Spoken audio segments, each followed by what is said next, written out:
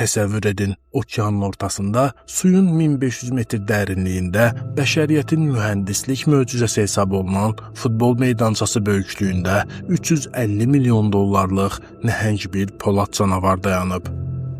Bu, Deepwater Horizon, yəni dərin su üfüqü adlanan neft platforması idi.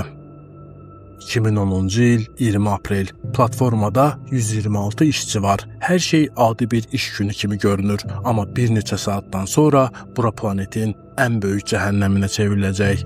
Güclü partlayış dalğası platformanı sarsıdır. Alovlar göyə ucalır. 11 nəfər dərhal həyatını itirir. Polad konstruksiya 2 gün yana-yana okeanın dibinə gömülür. Amma əsl kabus hələ indi başlayır. Okeanın dibindəki quyu tamamilə partlayıb və hər saniyə minlərlə barel zəhərli qara maye planetin damarlarından sızır. Xoş gəldiniz. Mən Dedektiv X. Bugün biz sizinlə sadəcə bir qəzanı araşdırmırıq. Biz kapitalizmi, xəsisliyin və insan səhlənkarlığının tarixdəki ən bahalı zəncirvari reaksiyasını açırıq. Bircə saniyəlik qənaət, bircə səhv oxunan təzyiq göstəricisi necə olur ki, bir ölkənin iqtisadiyyatını sarsıdır və ümumilikdə 145 milyard dollarlıq nəhəng bir fəlakətə yol açır. Gəlin baxaq. Hər şey Meksika körfəzində, sahildən 66 kilometr aralıda yerləşən Macondo adlı bir quyuda başladı. Bu quyu dünyanın ən böyük neft nəhənglərindən biri olan BP, British Petroleum tərəfindən qazılırdı. Plan sadə idi. Okeanın dibini qazmaq, neft layına çatmaq, quyunu sementləyib, qoruma altına almaq və platformanı başqa bir yerə köçürmək. Amma bir problem var idi. Quyunun dərinliklərində inanılmaz dərəcədə yüksək təzyiqli metan qazı və xam neft gizlənmişdi. Mühəndislər bu quyuya boş yerə cəhənnəm quyusu demirdilər. Və burada səhnəyə pul amili daxil olur. BP şirkəti qrafikdən düz 5 həftə geri qalırdı. Platformanın hər günü şirkətə düz 1 milyon dollara başa gəlirdi. Vaxt daralır, itirilən milyonlar isə rəhbərliyin əsəblərini tarma çəkmişdi. Sistem təhlükəsizlik deyirdi. Menecerlər isə tələsin. Dedektiv olaraq ilk ipucumuz buradadır. Zaman puldur, amma bəzən isə o pul səni məhv edə bilər. Ortada gözlə görülən bir gecikmə var idi. Gecikməni kompensasiya etmək üçün BP mühəndisləri quyunun ətrafına vurulan sementin miqdarını və keyfiyyətini minimuma endirmək qərarına gəldilər.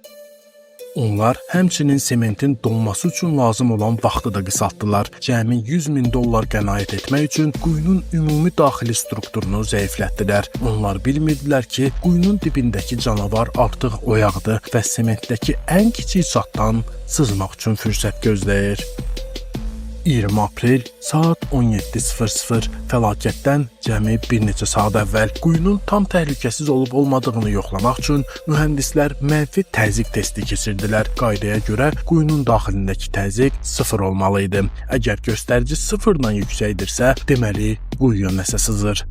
Test aparılır, monitorlarda təzyiq sürətlə qalxır, sistem qırmızı xəbərdarlıq verir. Quyunun dibindən gələn qaz təzyiqi sensorları adətən dəli edir. İşçilər qorxu içində menecerlərinə baxır.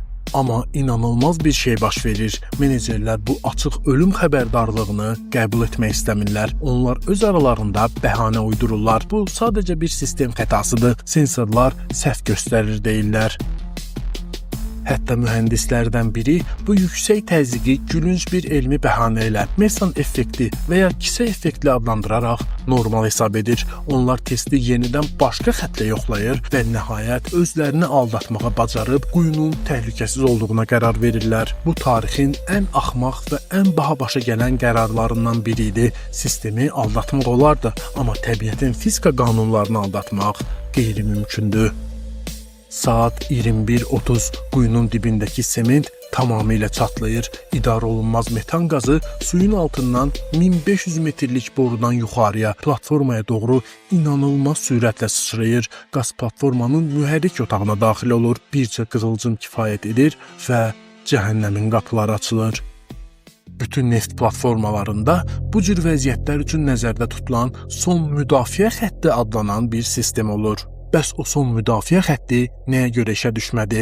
Hər bir neft quyusunun başında BOP, Blowout Preventer adlanan bina boyda nəhəng bir polad qoruyucu klapan olur. Onun vəzifəsi qəza anında boruları nəhəng bıçaqlarla kəsib quyunun ağzını möhürləməkdir. İşçilər qəza düyməsinə basırlar, amma o da işləmir. Niyə? Çünki BP rəhbərliyi bu bir neçə milyonluq sistemin texniki baxışını illərlə gecikdirmişdi. Bateriyası bitmiş və boru təzyiqdən əyildiyi üçün bıçaqlar borunu kəsə bilmədi. Platforma yanaraq suya batdı. Amma fəlakət bitmədi. Okeanın dibində ağzı açıq qalan quyudan düz 87 gün boyunca fasiləsiz olaraq neft sızdı. Tam 87 gün, hər gün milyonlarla dollar dənizə axırdı. Gəlin indi bu fəlakəti rəqəmlərlə hesablayaq. Okeana ümumilikdə 4,9 milyon barel, yəni təxminən 780 milyon litr xam neft dağıldı. Bu ABŞ-ın böyük bir ştatı qədər sahəni tamamilə qara zəhərə boyadı. Təxminən 150-180 min kvadrat kilometr ərazi qara zəhərlə örtüldü. Bu rəqəm demək olar ki, böyük bir ölkənin ərazisinə bərabərdir. Su üzünə çıxan sualtı canlılar və suya dalan quşlar məhz bu nəhəng sahədə tələf oldu. Təbiətə dəyən zərər dəhşətli idi. 1 milyondan çox dəniz quşu bir neçə həftənin içində tələf oldu. Minlərlə delfin, balina, dəniz tısbağası və saysız hesabsız balıq növləri zəhərlənərək sahilə vurdu. Təxminən 3200 kvadrat kilometr dəniz dibi tamamilə məhv oldu. Neft yuxarı çıxmaqla yanaşı suyun dibinə zəhərli bir duman kimi çökdü. Nəticədə həmin ərazidə əsrlərdir yaşayan dəniz mərcanları və dib canlıları zəhərlənərək öldü. Meksika körfəzinin ekosistemi elə bir zərbə aldı ki, alimlərin hesablamalarına görə dənizin dibinin tam bərpası üçün nə az nə çox tam 100 il lazım olacaq. Dənizin üstü və dibi ilə yanaşı sahil zolaqları da ciddi zərər gördü. Təxminən 2100 kilometr uzunluqda sahil xətti, bataqlıqlar, heyvanların çoxalma zonaları və çimərliklər neftə bulandı. Bəs bu səhlənkarlığın iqtisadi bədəli nə oldu deyə soruşsanız, BP şirkəti fəlakətin nəticələrini təmizləmək, zərər çəkmiş balıqçılara, turizm sektoruna və dövlətə cərimə ödəmək üçün düz 65 milyard dollardan çox birbaşa pul xərclədi. Amma ABŞ iqtisadiyyatına, regionun turizminə, iş yerlərinin bağlanmasına və ekoloji reabilitasiyaya dəyən ümumi uzunmüddətli iqtisadi ziyan kosmik bir rəqəmə çatdı: 145 milyard dollar. Maraq üçün qeyd edək ki, bu 2010-cu ilin rəqəmidir. Bugünün inflyasiyası ilə hesablasaq, bu ziyan tam 218 milyard dollardan çox edir. Bu bir kiçik ölkənin ümumdaxili məhsulundan belə daha böyükdür.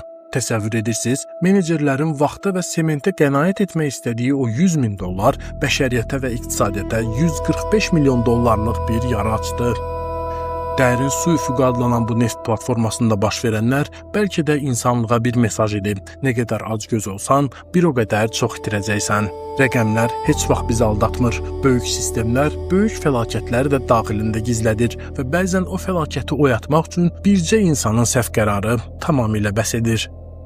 Bəs siz nə düşünürsünüz? Sizcə bu qəzada əsl günahkar kim idi? Sistemi idarə edən kor təqvim, yoxsa milyonların arxasınca qaçan menecerlər? Şərhlərdə müzakirə edək. Kanalımızın yeni olduğunu nəzərə alıb abunə olsanız sevinərəm. Detektiv X-dən hələlik bu qədər. Növbəti sirdə görüşənədək hələlik.